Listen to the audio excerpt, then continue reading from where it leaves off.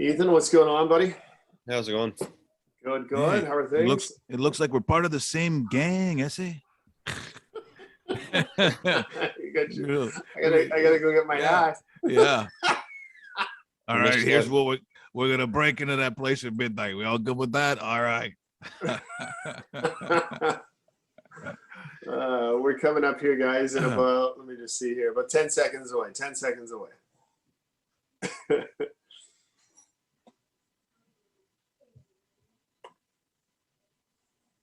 There you go, guys. Coming up.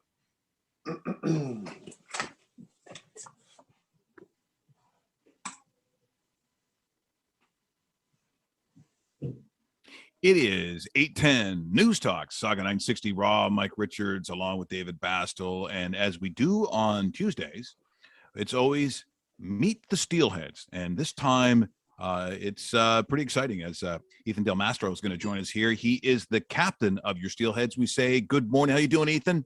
I'm good. How are you? I'm very, very good. We're thrilled to have you on here this morning, and I had to ask because I kind of stumbled when I looked at this, because generally I think I know every place in Ontario. I know what it is. I know where everywhere is. And then I saw Freelton, Ontario. I'm going, Freelton.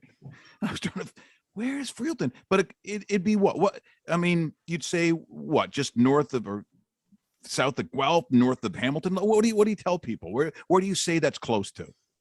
Yeah, like you said, not a lot of people know it, and sometimes you got to give a couple places nearby to kind of help them out. I usually say it's close to Hamilton. A lot of people they group me in with a kind of a Hamilton kid.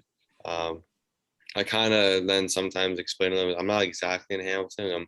I'm in between Hamilton and Guelph. That's kind of the direction I give them. So if you go right between those, that's where I live. So yeah, they kind of get that one.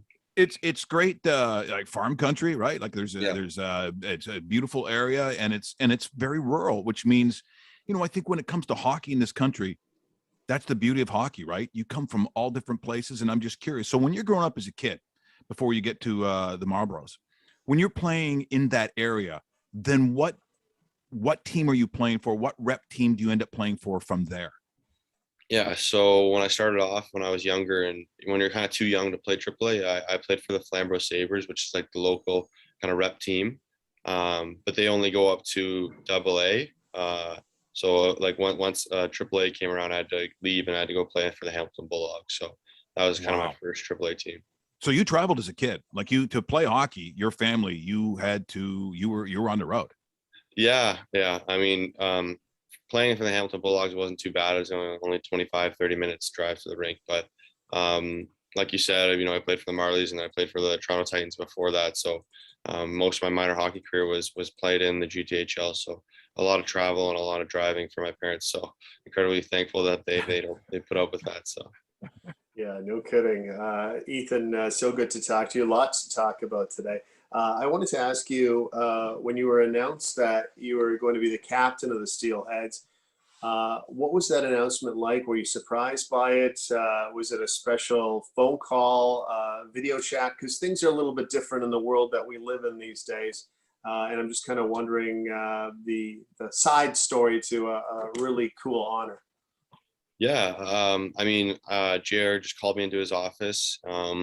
Obviously you have a little bit of an idea of kind of who you think is going to be some of the leaders on the team. And, obviously I thought that the way I kind of carried myself and the way I was in the locker room and on the ice, I had a good chance of kind of being one of those leaders. So when he called me in, he kind of just let me know, and obviously, a really special moment to, be named captain, and it's really an honor. And for him to look at me as one of the not just a leader, but, to be the captain, it's really special. So he came in and kind of told me, and then kind of said, I'm going to call everyone in the room, and we kind of all were sitting in the room, and then he kind of let the rest of the team know with the assistants as well. So just a really special moment, and, truly on.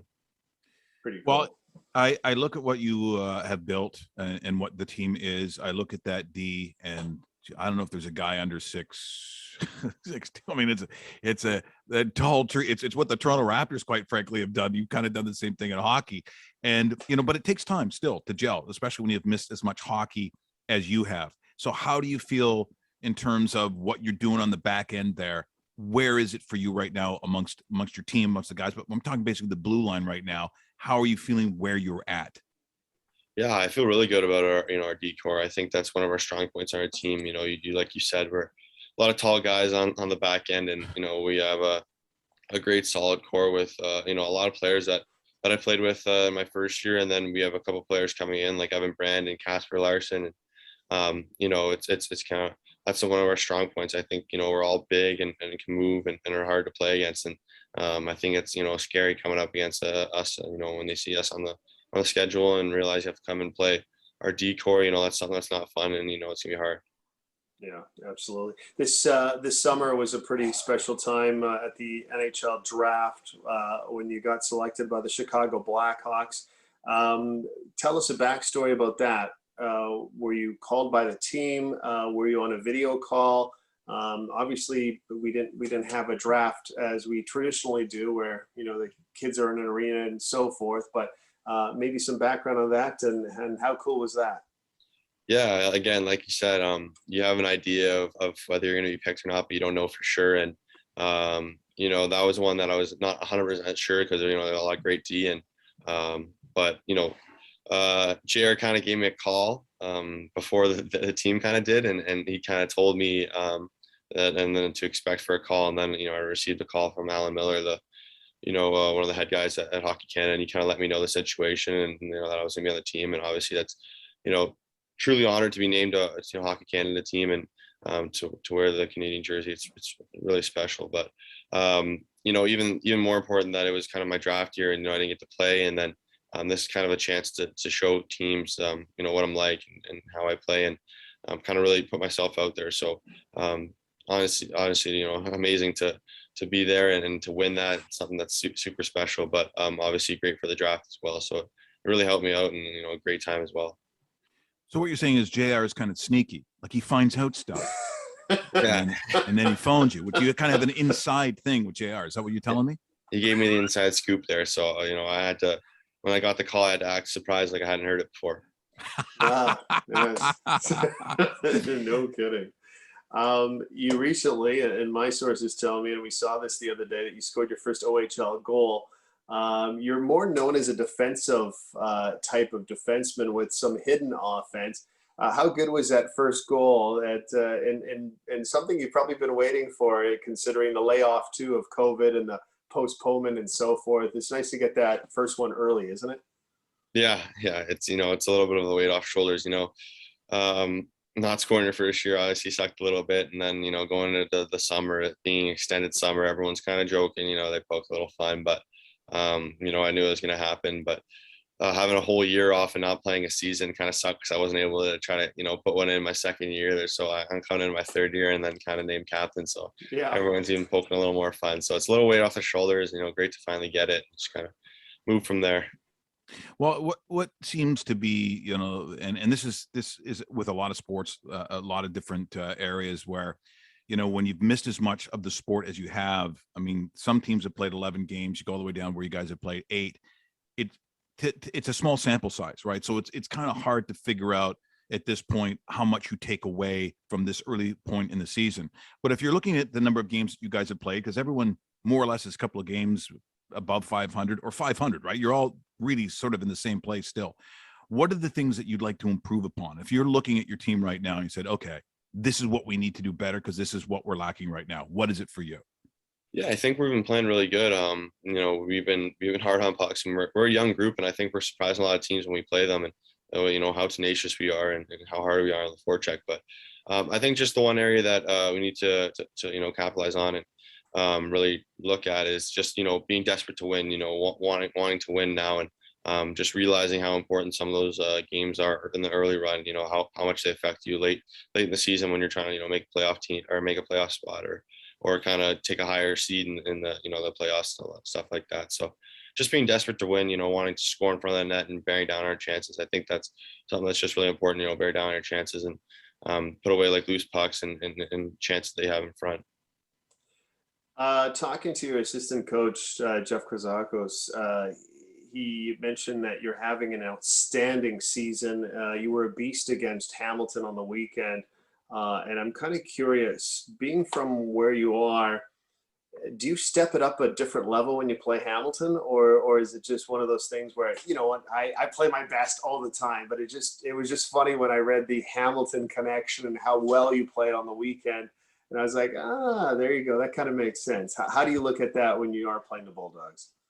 Yeah, I think I kind of just keep it the same when I'm playing, and it's not really like a location thing. But you definitely know when you're coming to play in Hamilton. If I have more family coming out or something like that, you obviously want to play good and Sure. show them what you're about.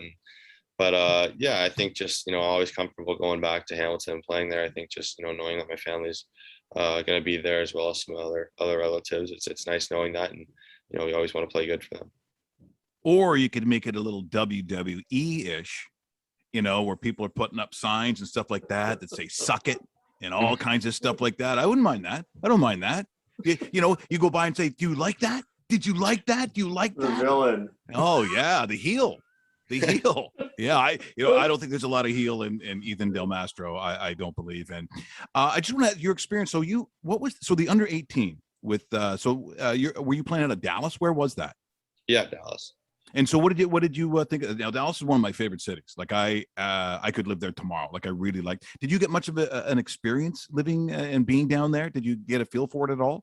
Yeah, see, it was kind of tough because of how like COVID was so big right then. Like that was when it's kind of at its highest point, and no one was vaccinated yet. So it was kind of hard to see the city. We were kind of stuck in our rooms a lot, hotels and stuff like that. We were kind of just stuck there. But obviously we got to go outside a little bit, and it being May and it was still beaming down on us, so hot. Walking into the rink with our suits on, it was a little hot. But yeah, obviously seems like a great city, but it was hard to kind of see more of it. Ethan, getting a couple different reports here, and I want you to confirm or deny this rumor. My sources tell me that apparently you like to steal Olaf Sharpie's clothes. Is this true? Can you confirm this, or is this a complete denial? That's definitely a denial. I've never stolen anything of his. I think it's a loose borrowed term. Okay. Me and him were, we kind of exchanged clothes, so that's where I think what's going on right now. But he's got a couple pieces of my clothing, I got a couple pieces of his, and I think he's just salty because that I took a couple of things maybe he likes a little bit too much. I understand. Yeah. Okay. So sometimes it's a lesson you need to learn, and as a captain, you can do that. You go up and say, "Oh yeah, you like those shoes?" Not now, you don't. No, I mean that's the Del Mastro way. Now I'm just curious. So Del Mastro being an Italian name, how Italian is your family? Are you that Italian?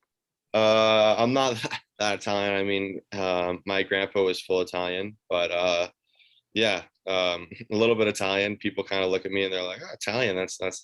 They're a little surprised by it. They don't see it right away, I guess, but it's all right. Especially in Hamilton. Hey, Del Mastro, come va? No. I don't do that. So when you played for the Titans, now would you know Coach Frank or Frank DeGioia with the Titans? Do you know that name when you were there? No, I don't recall it, but I only had I had a couple coaches in my Titans days, but none of them Frank. Yeah, see, I'm just curious because he's a part of that organization, and when you look at how competitive it is when you go there, when you're talking about the Marlboros, you're talking about a heritage of amazing hockey, and me from being from a small town. Once you got up to that at the time it was called the MTHL, but once you got into those kinds of teams, was it intimidating being from Freelton? You play for Flamborough, and then you get into that organization as a kid. Was it intimidating? Not really. I mean, coming, into the G my first year, I didn't really know what to expect, and with the Toronto Titans, but after that, I'm playing there for 4 years in the G. I think I kind of became like a name that people knew in the G, and I knew a lot of guys there. So, switching to the Marlboros wasn't too intimidating. Obviously, the history behind the organization, and I was kind of excited to start with them and kind of try winning with them. And obviously, it was a great team, and I love my time with the Marlies, and my teammates are unreal there, and I still have friendships, with them that are playing in the O2. So, great organization, and I was more just kind of excitement to go there.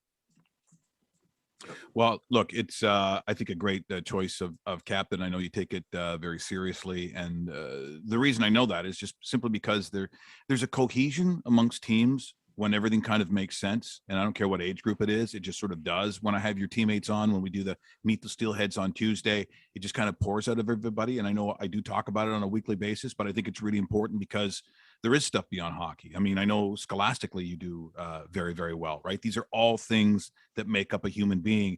And I think with the organization that Steelheads have, that from Elliot Kerr on down, that they want to make sure that they also cultivate the person as well. And I think you guys all do that. I think that's why you're close, because I think there is a consistency in the message that comes out of there. And so when you're chosen as captain to be the head of that, it's a huge compliment to not only who you are, but quite frankly, the way that your parents raised you, like all those things that count, it all makes sense. So I think that as much as it's kind of cool to have a C, it also, there's a weight to it, but I think you handle it very easily and very well. Thank you. Thank you so much. Thanks so much for being on the show. Really appreciate it. Love your teammates. Love the team. Best of luck this season. And I'm sure we'll talk to you again sometime, Ethan. Thanks so much. Thanks, bud. Ethan Del Mastro joining us here this morning, the captain of your OHL Steelheads.